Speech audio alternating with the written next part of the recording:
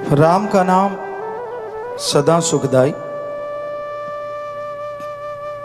जो लोग ईश्वर का नाम लेते हैं, प्रभु का नाम लेते हैं,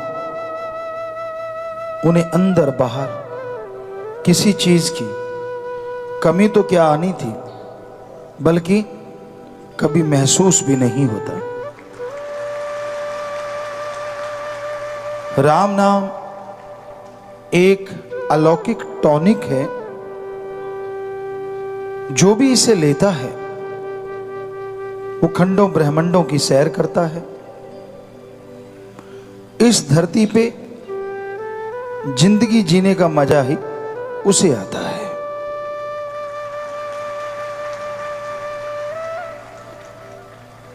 हर इंसान इस धरती पे आके जीवन व्यतीत कर रहा है। सुबह होती है, दिन गुजरता है, रात हो जाती है। नींद लेता है, सुबह उठता है, दिन गुजरता है, रात हो जाती है। यूं यह चक्कर चलता रहता है और इंसान को पता ही नहीं चलता कब उसकी उम्र कितनी हो गई। समय गुजरता चला जाता है।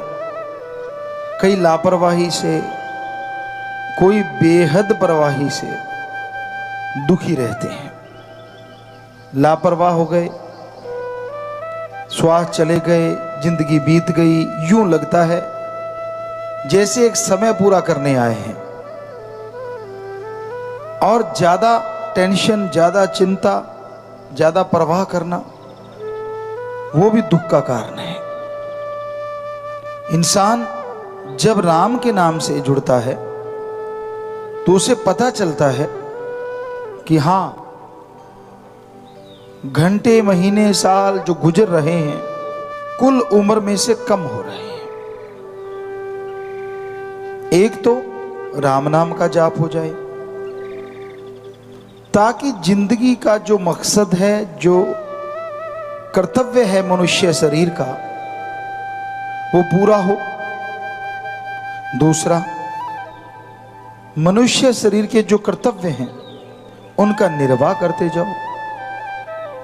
जो भी रिश्ते नाते आपके हैं उनके प्रति वफादार बनके, उनके प्रति जिम्मेदारी समझते हुए उन्हें पूरे करते चलो।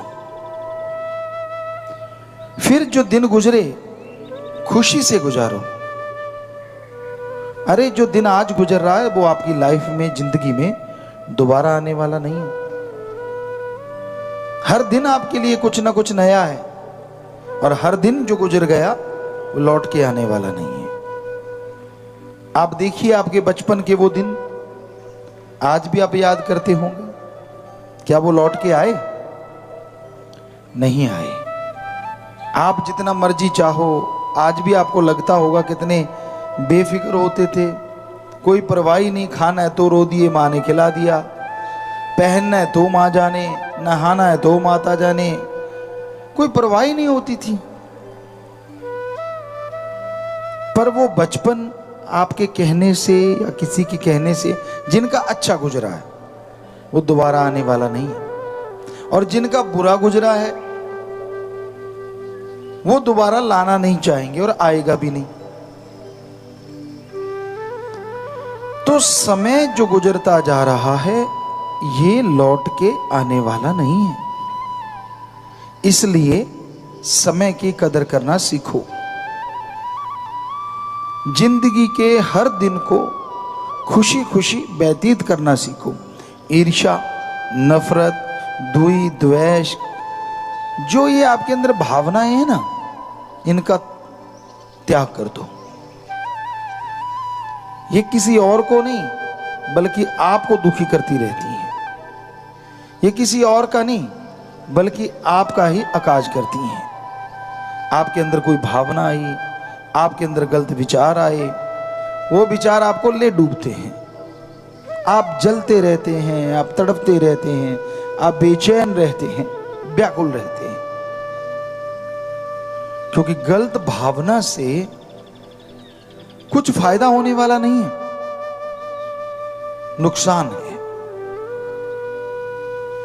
गलत सोच आपके अंदर आ गई, गलत विचार आपके अंदर आ गए, उससे आपकी आत्मा को दुख मिलता है, आपके दिमाग में परेशानियां होती हैं, शरीर को दुख मिलता है। तो इसलिए ईर्ष्या, नफरत, दुई, द्वेष त्याग दीजिए। इंसान का जैसा बर्तन होता है वैसा सामान उसमें आता है। सभी बर्तन एक जैसे नहीं होते। अब अगर गिलास कहे कि बाल्टी में पानी ज्यादा क्यों आता है, तो सारी उम्र कहता रहे, तो क्या गिलास बाल्टी जितना पानी ले लेगा? नहीं ले पाएगा। लेकिन आपका शरीर रूपी गिलास बाल्टी का पानी ले सकता है, अगर ईर्ष्या छोड़ के राम का नाम जपो। कहने का मतलब, आप किसी को भक्त समझते हैं कि ये तो बहुत बड़ा यार, मैं तो गिलास और वो बाल्टी। तो आप सुमरण कीजिए ना, भक्ति कीजिए, तो आप गिलास से बाल्टी बन सकते हैं, पर दुनिया में गिलास बाल्टी नहीं बन सकता।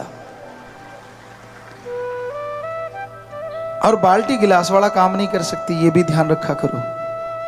कई बार ऐसा भी होता है, अब बाल्टी से पानी भरी हुई आप पी लोगे क्या मुंह पे लगा के? सवाल ही पैदा नहीं होता। ये उदाहरण किसी और वजह से है। गिलास छोटा, यानी अगर दीनता नम्रता समझते हो तो इसका मतलब ये नहीं है कि आप छोटे हैं, क्योंकि दीनता नम्रता से जितना भगवान खुश होता है उतना बड़ेपन या अहंकार करने से कभी खुश नहीं होता। एक ही उदाहरण को चाहे 10 बार प्रयोग कर लो, 10 बार अलग अलग मीनिंग निकल सकते हैं। तो इसलिए दीनता नम्रता अगर आप में है तो आप भागों वाले हो, नसीबों वाले हो। आजकल अहंकार और गप मारने की आदत लोगों को इतनी पड़ गई है कि चलते चलते छोड़ते रहते, पता नहीं मिलता क्या है। कई तो राम के नाम पे गप मारते हैं, सामने वाला कुछ बोल भी नहीं सकता। गुरु पीर फकीर के नाम पे गप मारते हैं, और वो अपनी बेड़ी में बट्टे डालते रहते हैं और मालिक से दूर होते रहते हैं। खुशियां कोसों दूर चली जाती हैं, और मिलता क्या है? लोगों की थोड़ी सी बढ़ाई। वाह अच्छा, तुझे ऐसे हुआ, हमें तो नहीं पता था। बस इतनी सी बात के लिए लोग झूठ बोलते हैं, अपनी खुशियां गायब कर लेते हैं अपनी मान बढ़ाई के लिए। जब खुदी का फाना आ जाता है ना, तो खुदा चला जाता है। इसलिए दीनता नम्रता भी जरूरी है, भावना भी जरूरी है। तो छोटा सा आपको उदाहरण दिया, उसके 2 मीनिंग्स निकाले अलग अलग। कहने का मतलब कोई भी बात का कोई भी मीनिंग निकल सकता है, इसलिए जल्दबाजी मत किया करो। कई बार लोग देखते ही नहीं कि हो क्या रहा है, बिना सोचे समझे गलत कदम उठा बैठते हैं, जिसकी वजह से सारी जिंदगी पछताना पड़ता है। तो ईर्ष्या नफरत छोड़ के भावना को शुद्ध करते हुए अगर आप रास्ता तय करेंगे तो मालिक जरूर आपके लिए उस रास्ते में मखमल बिछा देंगे, कांटे चुन देंगे। और ये तो कहावत आपको कई बार सुनाई है कि दूसरी की थाली में लड्डू बड़ा नजर आता है, और ये सच है। आजकल के बच्चों को शायद उतना नहीं पता, गांव में रहते उनको पता होगा। हमने बिल्कुल पास बैठ बैठ के ये चीजें देखी हैं। आमतौर पे ये होता था कि पूरे गांव में भाईचारा होता था, शादी होती थी तो वहां मिठाई वगैरह बनती थी, और घर घर से लोग दूध लेके जाते थे। मान लो घर में 10 किलो दूध है तो 2 किलो खुद रख लिया, या 5 किलो खुद रख लिया, 5 किलो जिनकी शादी है उनके घर जाके दे के आना। फ्री में होता था ये सारा। पर सामने वाला भी फिर ऐसे नहीं करता था, घर में बैठते जाके दूध देने गए, और बदले में जब शादी के दिन नजदीक हैं तो एक चाय की प्याली और एक लड्डू या जलेबी जो भी बनता वो दिया जाता। और वो भी थाली, बड़ी थाली सी होती थी, प्लेटें होती थी पुराने टाइम में, तो वो थाली में लड्डू रख दिया। खाने वाला ये नहीं देखता था कि मेरा कैसा, वो अच्छा यार उसको बड़ा ला के दिया, मुझे छोटा ला के दिया। होते वही हैं, पर कई बार हाथ ऐसे होते हैं बांटने वाले के थोड़ा सा 19-20 का फर्क पड़ जाता है। और किसी के हाथ इतने बड़े बड़े और किसी के इतने सी हैं। अब जितना उसमें सामान आएगा वैसे ही बनाएगा ना। तो वो जानबूझ के नहीं लाते, वैसे उठाया बीच में से रख दिया। एक किसके पास टाइम होता है, लेकिन खाने वाले के पास टाइम होता है। वो जरूर देखते हैं, अच्छा उसको तो बड़ा और मेरे छोटा। अगली बार 5 किलो की जगह 2 किलो ही दूध आता है। तो वो कहावत बन गई, दूसरी की थाली में लड्डू बड़ा नजर आता है। ये हकीकत है, ये हमने होते देखा है, लोगों को बोलते देखा, यार देखो उसको ज्यादा ला के दिया, मुझे कम ला के दिया। और उससे किसी का पेट नहीं भरता, वो तो एक सत्कार होता है, एक सम्मान होता है। ऐसे ही कई सत्संगी भी होते हैं, क्योंकि हम सेवा में शुरू से आया करते। कईयों को कहते सुना, देखो यार परमपिता जी ने उसको तो कपड़े दे दिए और मुझे छोटा सा टावल, यार मेरे को तो रुमाल ही दिया है। और कई जिनको दृढ़ यकीन होता है वो कहते थे, नहीं वाह रुमाल मिल गया यार, सतगुरु के हाथ से लगा हुआ, छाती पे लगा, चूमते हैं, दिल से लगा के रखते। उनको कोई लेना देना नहीं किसको क्या मिल रहा है, उनको जो मिला उससे वो बेइंतहा खुश रहते। और जो दूसरों की ईर्ष्या कर करके वो अपने वाली जो खुशियां सतगुरु ने बख्शी है वो सारी गवा के चले जाते हैं। ये सच्चाई है, ये वास्तविकता है। तो इसलिए ईर्ष्या नफरत नहीं करनी चाहिए किसी भी क्षेत्र में, चाहे वो रूहानियत का क्षेत्र है, चाहे दुनियादारी का क्षेत्र है, कोई भी क्षेत्र। आप अपने बर्तन के अनुसार सामान लेते हैं।